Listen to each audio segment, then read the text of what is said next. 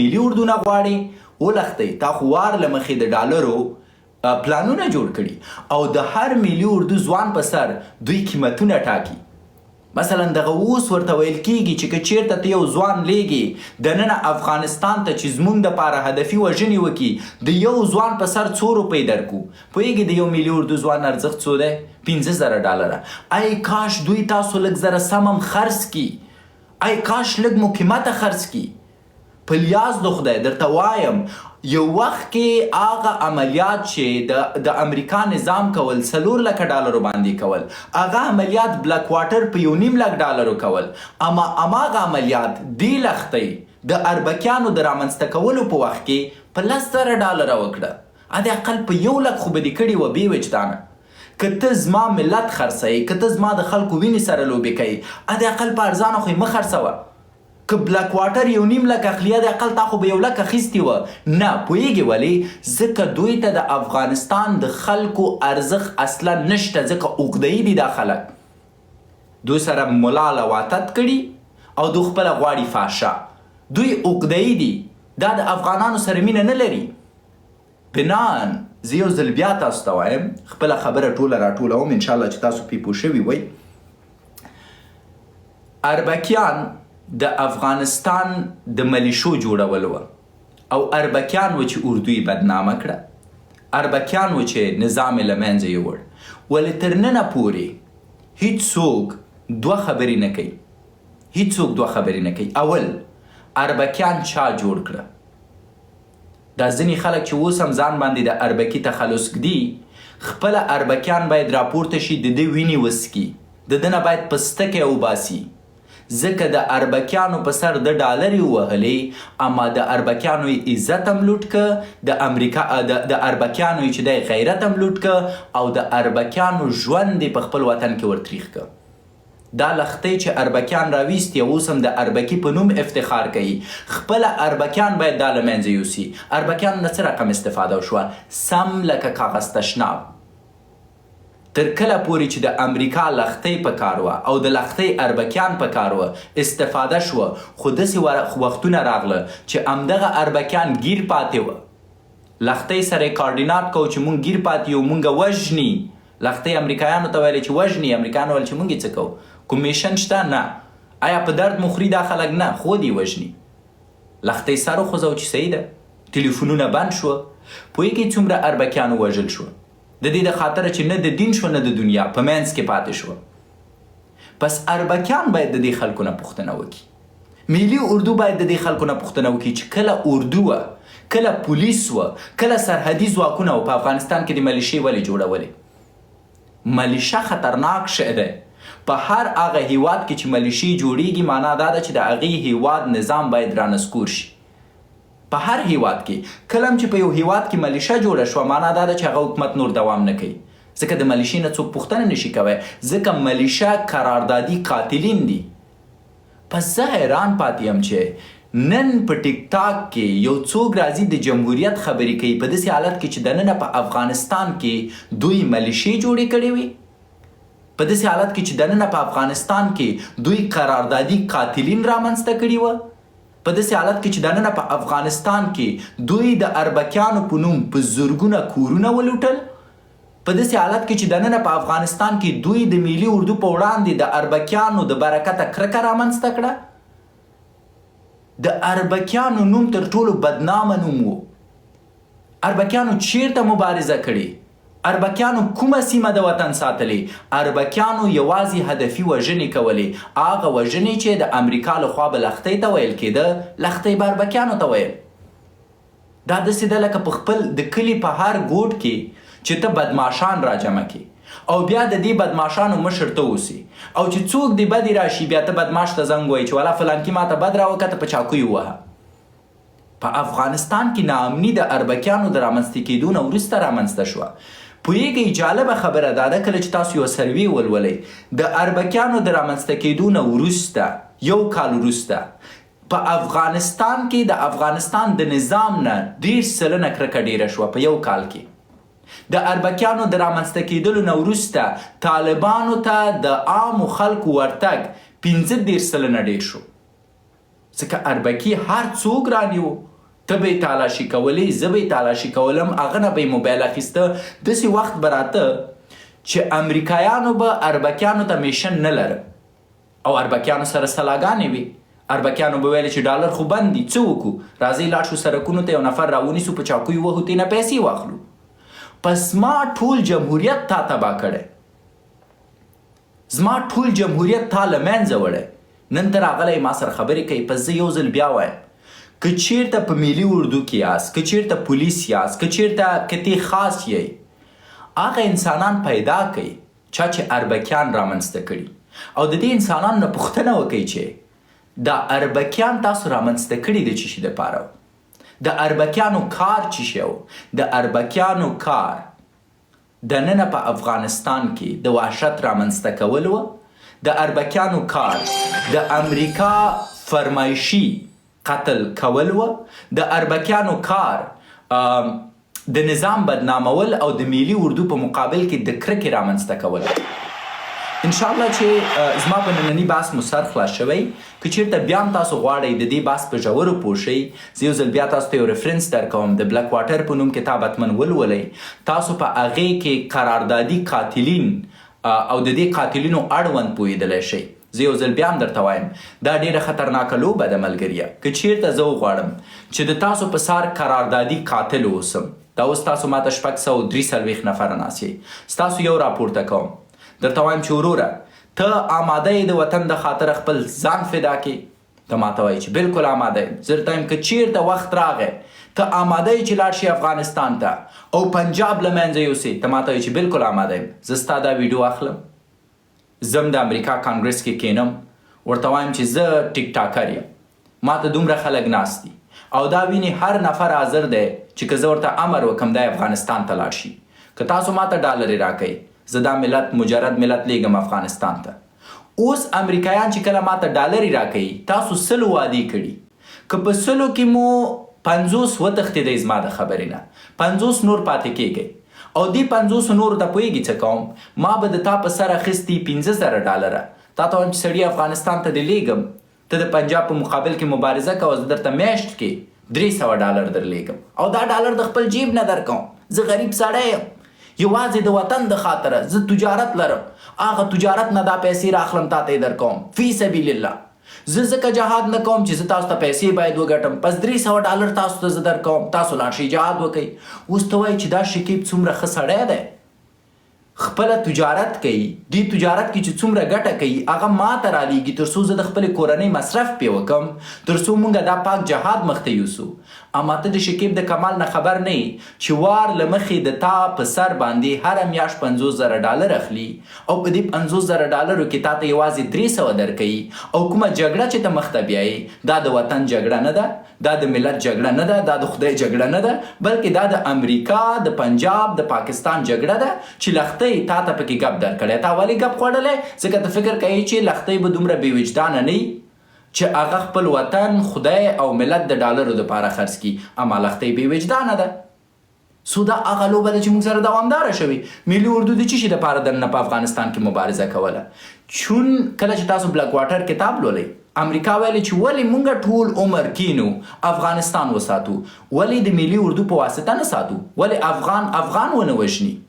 اوس د ما د ملي اردو عسکر فکر کوو چې زه خدای ته جنګېږم، وظیفې ته جنګېږم او ملت ته جنګېږم. اما واقعا ستا جنګ د ملت دپاره و، واقعا ستا وظیفه د ملت دپاره و، واقعا ستا کار د خدای دپاره و. اوس که حقیقت وایم بیا د ملي اردو ځوانان په غوسه یي.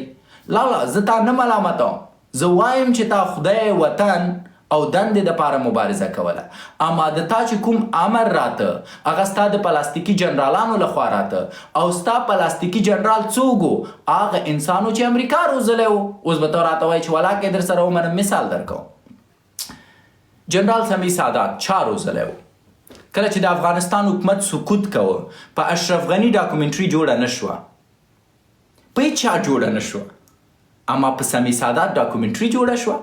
6 میاشتې د نظام د سقوط نه مخکې د CNN او د فاکس نیوز 18 کامرې سمیع سادات پسې وي چې نن کومه ورځ ده، نن دې څو پوستې ورته خوشې کړې، نن څو پوستې ور پرېږدې.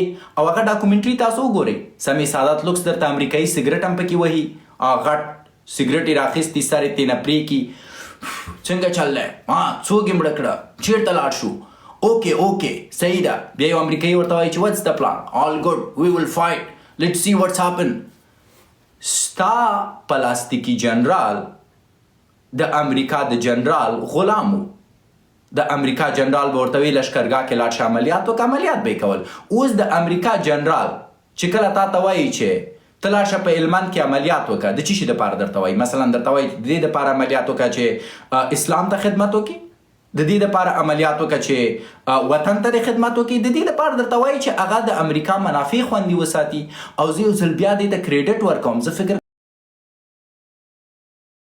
کوم امریکایان تر ټولو هوښیار خلک دي ځکه بار بار یې نړۍ غولولې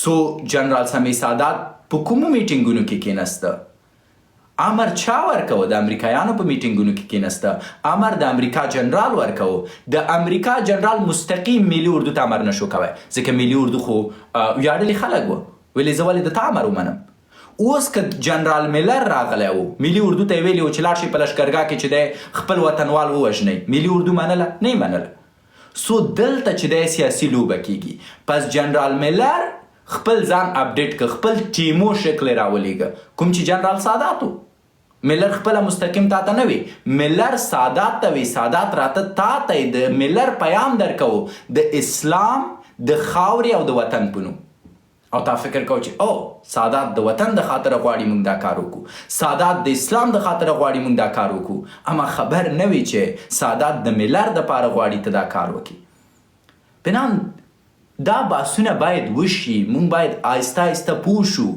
زه نه وایم چې تنا جنرال سادات دا کار کړی ټولو دا کار کوو د موږ د ولسمشر نه نیولې تر ساداته پورې متاسفانه موږ داسې یو لوبه کې ګیر وو او کله چې ولسمشر په ځان پوه شو غوښتی چې د دې لوبې نه موږ راوباسي سو که موږ یو بل سره ښکاره ونه غږیږو که موږ یو بل سره شف نه تیر شو شفتالو ونه وایو دا لښتۍ سبا بیا د تاسو نه استفاده کوي دا لښتۍ سبا بیا تاسو داسې یو کندې ته ورټیلوئ چې تاسو به فکر کوئ چې د وطن دپاره جنګیږئ تاسو به فکر کوئ چې د خاورې دپاره جنګیږئ تاسو به فکر کوئ چې د خدای دپاره جنګیږئ اما توبه نعوذ بالله ستاسو خدای به ټرمپ وي ستاسو وطن به بابوجي او ستاسو ملت لښتۍ به او اصلي پلان به رواني د ډالرو او ای کاش د هغې ډالرو تاسو ته یو څه ورسیږي ځکه په قراردادي جګړو کې ویل کیږي چې عسکر به هیڅکله په ګېډه نه مړی دا خطرناکه خبره ده د کوم عسکر په سر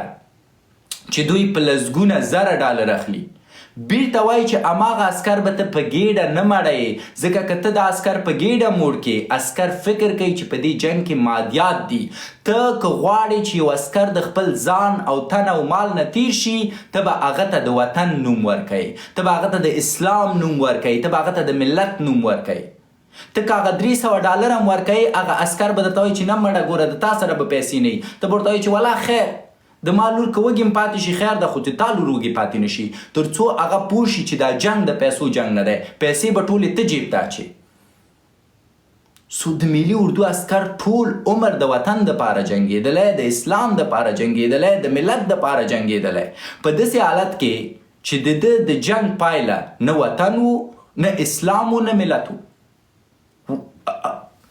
ځینې حقایق تریخه دي اما که زه یې ونه وایم زموږ شاید سر خلاص نشي ځکه زه وایم چې د ملي اردو ځوانانو سر باید خلاص شي په امریکا کې په لسګونه د ملي اردو عساکرو خودکشي کړې ولې ځکه کله چې امریکا ته راغلي د امریکایانو برخورد یې لیدلی امریکایانو ته یې ویلي چې سړیه مونږ خو یو ځای دننه په افغانستان کې د ازادۍ دپاره کار کوو امریکایان ورپورې خاندلي چې ته یې څوک مونږ ته اصلا پیژنو نه ما د تا مشران په پیسو اخیستي وه او ستا مشرانو تا ته ګپ درکوو زموږ جګړه دې مخته وړله سو زه تا ته احترام نه لرم که زه سبا ته بیا هم ډیل کوم مشرانو سره دې کوم ملي اردو ځوان خپل ځان ته کتلي خجالت یې ویستی خودکشي کړې سو نن بیا مو په ټیک ټاک کې احساساتي کوي نن بیا درته وایي چې طالب پنجابی دی نظام له منځه یوسئ چې پلان وکئ چې بستان وکئ په داسې حالت کې چې همدا لښتۍ د خپلو اولادونو سره مایان نیسي په خارج کې په داسې حالت کې چې همدا لښتۍ د خپلې مېرمنې سره چکرې وایي په پارکونو کې ورور د پنجابي د کوم طالب اړوند چې ته وایې چې پنجابی دی هماغه طالب ته ستا مور او پلار ناست دی په افغانستان کې، ولې ته نه ورځې جهاد نه کوي چې زما د ملي اردو په ځوان یې کوي، زما په سرحدي ځواکونو یې کوي، زما په سپیشل فورس یې کوي. ملګرو که ملي اردو کې وایي، که ځانګړي ځواکونه وایي، که پولیس وایي، که خارج ته راغلی یې، دا یو ستر نعمت دی. د لښتۍ په خبرو پسې مه ګرځئ. کینئ دغلته تحصیل وکئ، کینئ دغلته یو کسب زده کوئ، نلدواني زده کوئ، برقي برخه زده کوئ، کور جوړول زده کوئ، نجاري زده کوئ، پیسې وګټئ، ځان وساتئ، خپله کورنۍ وساتئ، خوشحاله ژوند وکئ. او که کوی شئ د تاسو ټول غټ خدمت د وطن دپاره دا دی چې دغلته حق و حلال $1,000 که ګټئ، که 800 تاسو ځان ته مصرفوئ، 200 وطن کې ولیږئ، خور به لرئ، مور به لرئ، پلار به لرئ، خپلوان به لرئ چې هغو په خېټه ماړه اوسي. دا تر ټولو ستر جهاد دی. ټیک ټاک کې د لښتۍ بحث ته کېنستل او دا ویل چې موږ بیرته افغانستان ته ځو او د خپل وجود او مال نه تیر یو تر څو بیرته افغانستان آزاده کړو، دا بېعقلي ده. ځکه کومه لښتۍ چې تا ته وایي جهاد وکړه، هغه لښتۍ که په خپله لاړه آی اګري. که چیرته لښتۍ دغه نن حاضر شوه، زه اوپن چلنج ورکوم، که لښتۍ دغه نن حاضر شوه وی ویلې چې زه افغانستان ته ځم، زه حاضر یم چې افغانستان ته ورسره لاړ شم، ټیکټ یم زه کوم. زه وګورم چې بیا څوک جهاد کوي. ځکه زه پوهیږم که زه افغانستان ته ځم، ما که شهیدیم، زما نیت همیشه د ملت او خدای دپاره و، په زما زړه آرامه دی. خو لښتۍ ته چې د افغانستان نوم اخلي لړزیږي، ځکه دا خلک نه د دین دي نه د دنیا، ځکه دا خلک پوهیږي چې شاید قبر یې ونه مني، ځکه دوی د زرګونو اربکیانو قتل عام کړی، دوی زرګونه افغانان د اربکیانو په نوم په ډالرو خرڅ کړي، او د هغه زرګونو اربکیانو په واسطه یې زرګونو بېګناه خلک قتل عام کړي دننه په افغانستان کې. دوی قاتلین دي، د دوی لاسونه په وینو باندې سره دي. چټي خو ورته رواني تکالیف نه دي پیدا شوي، چټي خو په لایوونو کې خلکو ته کنځلې نه کوي. دوی دننه اوس خالی دي، د دوی روح اوس آرامه ده. اوس هغه امریکایي شراب نشته چې دوی وسکي او په نشه کې پراته اوسي او د ځان او د خپل خور و مور نه خبر نه اوسي. اوس هغه نشته. اوس چې کله هم دا نشه نشي کوی، ځکه نشه پیسې غواړي او پیسې امریکا ورکولې او امریکا اوس دته پیسې نه ورکوي، نو د ده وجدان دی نارامه کوي. ورته وایي چې څه دې وکړه؟ په میلیونهاو بېګناه خلک د اربکیانو په واسطه ووژل، په میلیونهاو افغانان د اربکیانو په نوم په امریکایانو خرڅ کړه، او اوس هماغه امریکایانو نه راتښتېدلی، سو د دوی ماغزه نارامه دي، ځکه لیونیان دي. اوس چې شی کوي، بیرته غواړي یو شیطاني بله پروژه شروع کړي تر څو بیا ډالر ترلاسه کړي او د دې ډالرو په واسطه بیا امریکایي شرابو ته لاسرسی پیدا کړي. او دا پروژه څه ده؟ په ټیک ټاک کې کښېنه، د ملي اردو ځوانان احساساتي که، دو خپل اصلي هدف وګرځوه، د دو سره پلان او برنامه جوړه که، وروسته د هغې نه د دوی په سر پیسې واخله او دا د ملي اردو ځوانان بیا افغانستان ته ولیږه. که مړه شوم بلا ورپسې او که یې وګټله، جنرال ملر به ترې راځي. سو قراردادي جګړو کې، قراردادي دلالانو او قراردادي قاتلونو کې د بلک واټر کتاب لوستل تاسو ته پکار دي. انشاءالله چې زما خبرې په چا باندې نه لګېدلي، هر هغه ملګری چې زما د فکر مخالف دی، هر هغه ملګری چې زما د تحلیل مخالف دی، الله دې راولي، ماته دې په کومنټ کې ولیکي، زه یې راپورته کوم، ورسره بحث کوم. یو ځل بیا هم وایم، زه وړاندوینې نه کوم، زه سیاستمدار نه یم، زه سیاسي تحلیل تاسو ته نه کوم.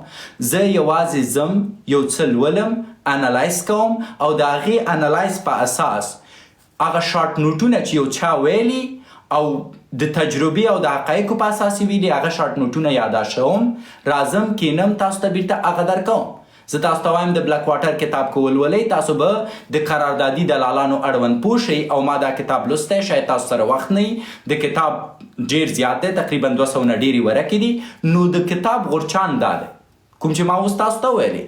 او زه تاسو ته وایم که د ملي اردو ځوان یې، د امریکایانو انالیست دا دی چې وایي چې مونږ دننه په افغانستان کې لښتۍ پیدا کړه، لښتۍ ته مو ویلې چې د افغانانو د باور نه کار واخله، دننه په افغانستان کې ملیشې جوړې کړه، د ملیشه جوړه کړه، د ملیشو نوم یې اربکیان کړه، مونږ به لښتۍ ته پیسې ورکولې، د به اربکیانو ته زنګ وهه چې عام خلک ترور کړي. آیا تاسو غواړئ چې د 2022 کال اربکیانو اوسئ؟ چې بیا لختۍ د تاسو په سر ډالر واخلي او د تاسو اولادونه ووژل شي، بیا لختۍ د تاسو په سر ډالر واخلي او تاسو وینې تویې کوي، بیا لختۍ د تاسو په سر ډالر واخلي او دننه په افغانستان کې زما ملت تباه و برباد شي؟ آیا همدا غواړئ؟ که چیرته دا غواړئ کینئ لختۍ سره او د لختۍ پروژې ته وګورئ. زه یو ځل بیا هم وایم، یو انسان چې په ښځو باندې مارکیټینګ کوي هغه انسان تاسو نشي خرڅوی. خپله ناست یې 18 دانې ښځې پیدا کړي، یوه به یې خالۍ، یوه به یې مۍ، یوه به یې تروري، هغو ته وایي چې لاندې کومنټونو کې لیکه چې زنده آباد او مورد آباد، او کله چې علاقمندان نه وي یوه راجیګه کي، خپله به 45 کلنه 50 کلنه میښه وي، ورته به وایي چې غږ دې نری که او لغتونه پکې د انګلیسي ور مکس که چې دلته مجردان راګرم شي. دا 6 بیس لوبه ده، دا اسرائیلو کړې چې ته د ښځو نه استفاده وکړي تر څو مجرد ځوان ته ګپ ورکړي او هغه مجرد ځوان په خپل دام کې ګیر کړي تر څو همدغه مجرد ځوان بیرته خرڅ کړي په امریکایانو. په نام دې ته پام وکړئ یار.